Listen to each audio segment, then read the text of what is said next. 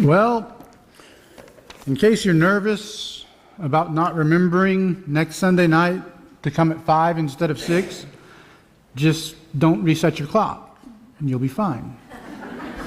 For Sunday night. Sunday morning you'll get here an hour early, but there's no harm done there. So just a little bit of advice for you we'll do some reminders and so forth throughout the week so that help you remember.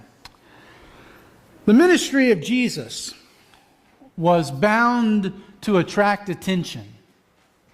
We already saw in our study, as we take a look at the man, we've already seen that it attracted the attention of those religious leaders and civic leaders as well of the Jews, and that, well, according to Mark 3 verse 6, they kind of sort of wanted to destroy Jesus.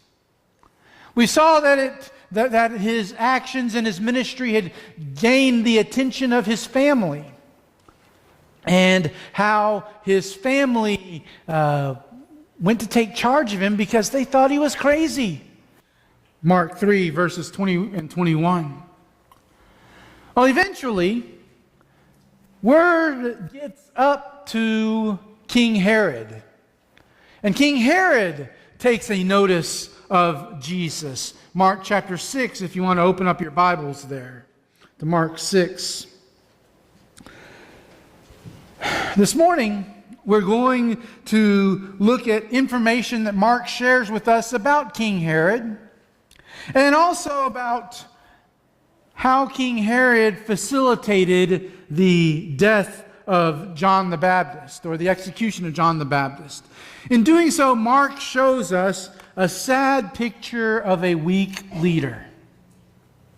Now, you might say, well, yeah, but that's the Bible, and the Bible is not going to be really that fair in treating Roman leaders or others like that weren't a part of who the Bible was all about and everything. And so, yeah, it's a sad picture of a weak leader, but the Bible is biased in this. Actually, secular history bears this out as well.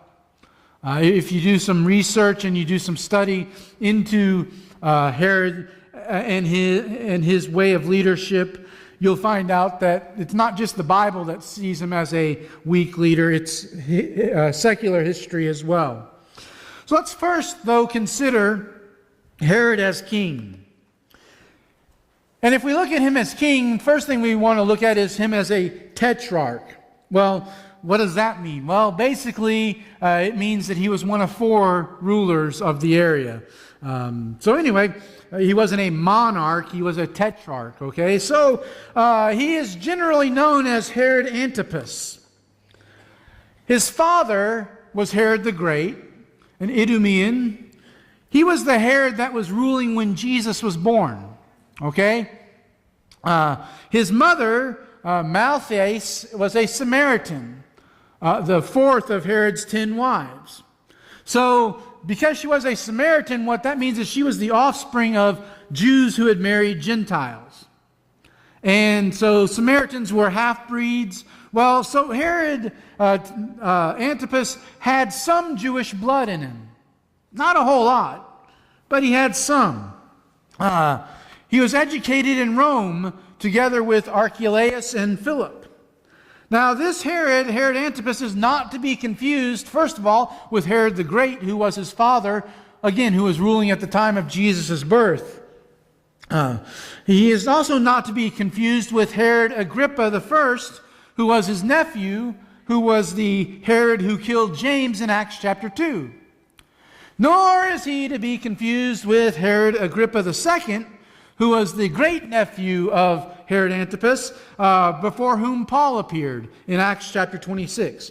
So, yes, Herod was a wonderful name, and a lot of people had that name, but we want to be sure we keep them straight. It wasn't all the same person. Well, when Herod the Great died, his kingdom was divided into 4 parts. Thus, each of them would be a tetrarch. Tetra meaning 4, arch meaning ruler, and not a monarch, one ruler, but tetrarch. Archelaus, who was a full brother of Herod Antipas, ruled over Judea, Idumea, Samaria, and later this territory was taken over by Pontius Pilate. Actually, it may not have been right after Archelaus lost the rulership of it, but pretty quickly thereafter, because Archelaus only ruled over this for about a year, maybe 2 years, and it didn't do a real good job apparently. But anyway, then there was Antipas, who was over Galilee and Perea. Philip II, who was a half-brother of Antipas, Iturea and Trachonius, and Lysanus, who was over Abilene or Syria. Actually, if you look at Luke chapter 3, verse 1, it mentions each of these 4 territories and who was over them at the time of Jesus' birth. Antipas' position as tetrarch had to be and actually was ratified by Caesar Augustus of Rome. Now then, we said he was a weak leader and everything, and history bears that out. Not everything he did was bad. He had some accomplishments as tetrarch. For example, he governed Galilee and Perea for 42 years. To be able to last 42 years in that type of a climate, not weather-wise, but politically wise, is quite an accomplishment and an achievement. From 4 BC to 39 AD was his tenure as tetrarch of Galilee. He built several cities, among them Sepphoris, Tiberias, and oversaw other projects as well. This Herod Antipas was the one who oversaw and imprisoned and executed John the Baptist, which we'll talk a little bit more about in just a few moments. He actually was seeking to not only execute John the Baptist, he also was kind of perturbed with Jesus a little bit and wanted to kill him as well, who Jesus had described Herod as that fox in Luke 13, 31 and 32. Later, when he had the chance, he mocked Jesus prior to Jesus' death, which led to a friendship with Pilate, Luke 23, 7 through 12. Now, if you read Luke 23, 7 through 12, you find out that before this, Herod and Pilate hadn't really gotten along. Maybe it makes a little more sense now why they didn't get along, because Pilate took over the kingdom, if you will, of Antipas's full brother, who had not done a real good job and had been replaced shortly after assuming that throne. So that may explain a little bit about why they had not been friends up until then. But then they the enemy of my enemy is my friend, or something to that effect. I don't know. Anyway, Antipas, though, had the potential and the position to be a great leader, to do some wonderful things, and he did some wonderful things, but he did some not so wonderful things as well. Those in positions of power often have personal failings, and such was the case with Herod Antipas. A sad example of this is shown for us in Mark chapter 6, verses 14 through 29. It says, King Herod heard of it, for Jesus' name had become known. Some said, John the Baptist has been raised from the dead. That is why these miraculous powers are at work in him. But others said, he's Elijah. And others said, he is a prophet, like one of the prophets of old. But when Herod heard of it, he said, John, whom I beheaded, has been raised. For it was Herod who had sent and seized John and bound him in prison for the sake of Herodias, his brother Philip's wife, because he had married her. For John had been saying to Herod, it is not lawful for you to have your brother's wife. And Herodias had a grudge against him and wanted to put him to death, but she could not, for Herod feared John, knowing that he was a righteous and holy man, and he kept him safe. When he heard him, he was greatly perplexed, and yet he heard him gladly. But an opportunity came when Herod on his birthday gave a banquet for his nobles and military commanders. and the leading men of Galilee. For when Herodias' daughter came in and danced, she pleased Herod and his guest, and the king said to the girl, "Ask me for whatever you wish, and I will give it to you." And he vowed to her, "Whatever you ask me, I will give you, up to half of my kingdom." And she went out and said to her mother, "For what should I ask?" And she said, "The head of John the Baptist." And she came in immediately with haste to the king and asked, saying, "I want you to give me at once the head of John the Baptist on a platter." And the king was exceedingly sorry, but because of his oaths and his guests, he did not want to break his word to her. And immediately the king sent an executioner with orders to bring John's head. He went and beheaded him in the prison and brought his head on a platter and gave it to the girl, and the girl gave it to her mother. When his disciples heard of it, they came and took his body and laid it in a tomb. These personal failings can be seen by looking at Herod as a man. As a king, he was okay. As a man, he left lots to be desired, we might say. For one thing, he was superstitious. He initially thought that Jesus was John the Baptist. But that would be hard to do because he had executed John the Baptist. So Jesus was John the Baptist who had been raised from the dead. And because he was raised from the dead, that's why the miraculous powers were at work in him. It was because he was John the Baptist who had come back from the dead. Such was his attempt to explain the miracles that he had heard about. More than just being superstitious, though, he was also immoral. First, he was married to Phasaelus, I guess that's how you say it, the daughter of King Aretas IV of Nabeta. It was, in all likelihood, a political marriage, but a marriage nonetheless. However, he divorced her and remarried Herodias, or married Herodias, who was his half-niece and his half-sister-in-law. Now, pretty shady family tree they got going here, don't you think? But there's a way to explain it, but I wasn't really, you can look at a commentary to explain how she was both his half-niece and half-sister-in-law. Well, the half-sister-in-law is easy. She was married to Philip, who was Herod's half-brother. But the half-niece part, just trust me when I tell you it was incest at its worst, we might say. But they had fallen in love when they were in Rome together. And despite the fact that polygamy was not frowned upon, especially for people in his position, they decided that and agreed that they would divorce their spouses and marry one another. Bottom line, this was an unlawful marriage, no matter how you want to look at it, even though Antipas wasn't exactly a total Jew, nor did he really care that much about the Jewish people.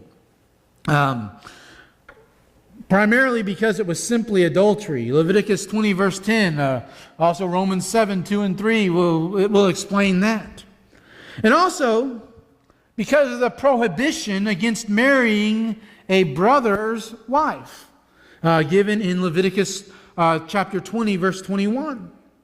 The only exception to this was what was known as the Levirate marriage law, Deuteronomy 5 through 10, where it says if a man marries and dies without leaving any children, then his brother is to marry his wife, or marry the woman and bear children for the brother. You might say, well, how's that any different than what Herod did with Philip's wife here? Well, Philip wasn't dead, okay? That's the little catch there that needs to be pointed out. Another example of this is applied properly is the kinsman redeemer aspect in the story of Ruth. Boaz redeemed Ruth when the nearer kinsman could not, because it would jeopardize something else. And so anyway, that's it properly applied. This is improperly applied in the case of Herod, Herodias, as it relates to Philip.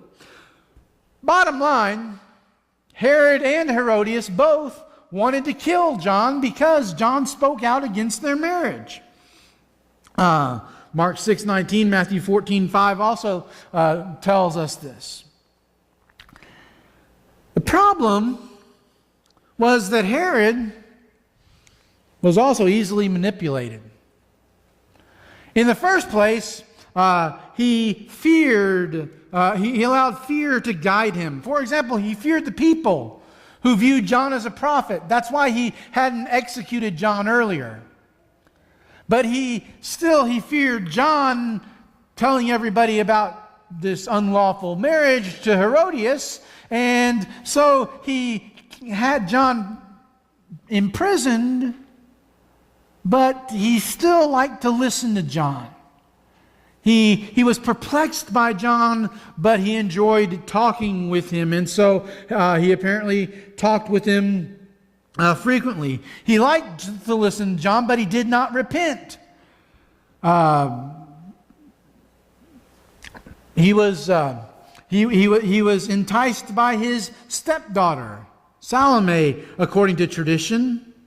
Mark 6:21 through 23 tells us about that, as we read earlier. Now, there are those commentators who say that Salome was in all likelihood 12 to 14 years old when she performed for Herod and his guests on this occasion. They say, well, she couldn't have been much older than that, because when he says, up to half of my kingdom I'll give you, you just name it, she goes and she asks her mom for advice. And everyone knows that someone who's a little older, teenager, they're not going to ask mom for advice. If they do, they're not going to listen, right? Yeah, it's not just with girls, but with boys as well, right? You can't tell them nothing once they get past the age of 15 or so, right? So anyway, they say, she was maybe 12 to 14 years old. He was tricked into executing John and some other stuff. And there was a common thread in all this, and that common thread is Herodias. He was tricked by Herodias into executing John. He was afraid of losing face in front of his guests, and so he had John executed at Herodias' insistence. That wasn't the last time, though, that Herodias got Antipas into trouble. Herodias became jealous of her brother Agrippa I's success. And so Herodias spoke out to Emperor Caligula against Agrippa, but that plot backfired.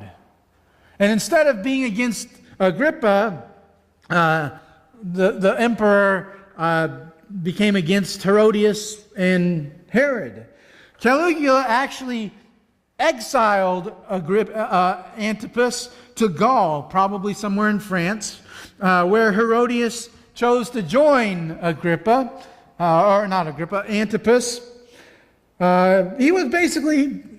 Antipas was concerned with self-image and self-indulgence.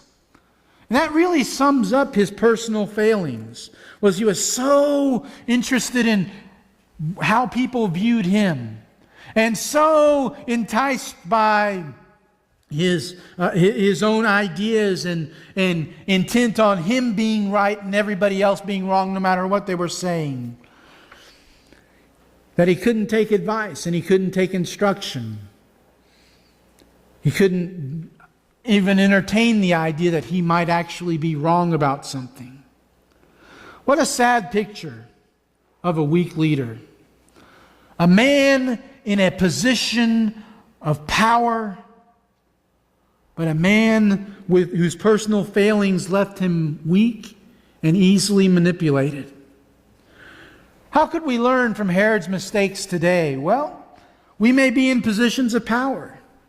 Now, your job may put you in a position of power over people, or maybe a politician, businessman, professional occupations, etc.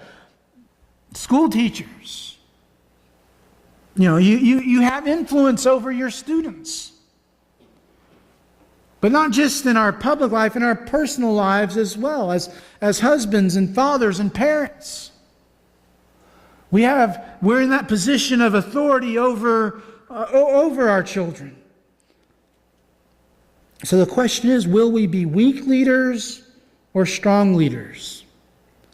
Will we be like Herod Antipas, easily tempted, easily manipulated into doing what everybody else wants us to do?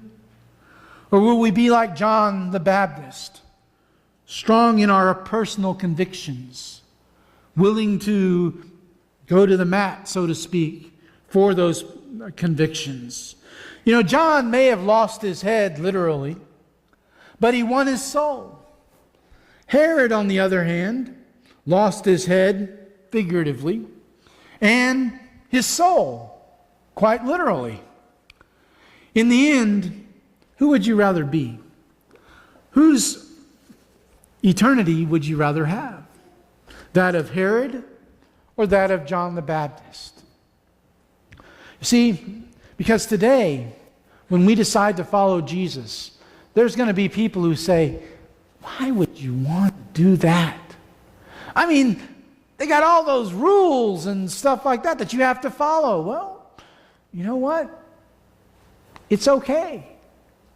It's okay if people don't see eye to eye with you. It's okay if people want to laugh at you and they want to make fun of you because you've decided to become a Christian. It's okay.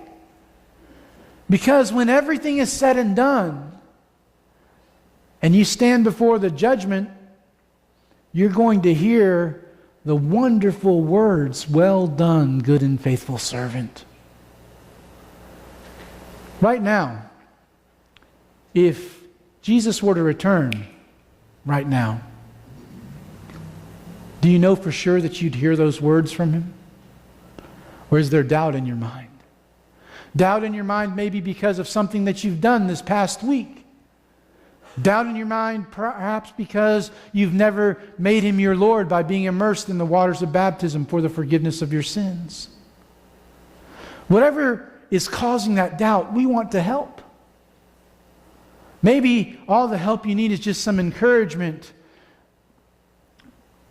as you privately respond, asking God through prayer to help you to be a better example of what a Christian ought to be.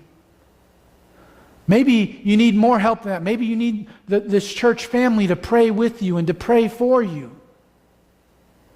Or maybe this morning you want to make Jesus your Lord by being immersed in the waters of baptism.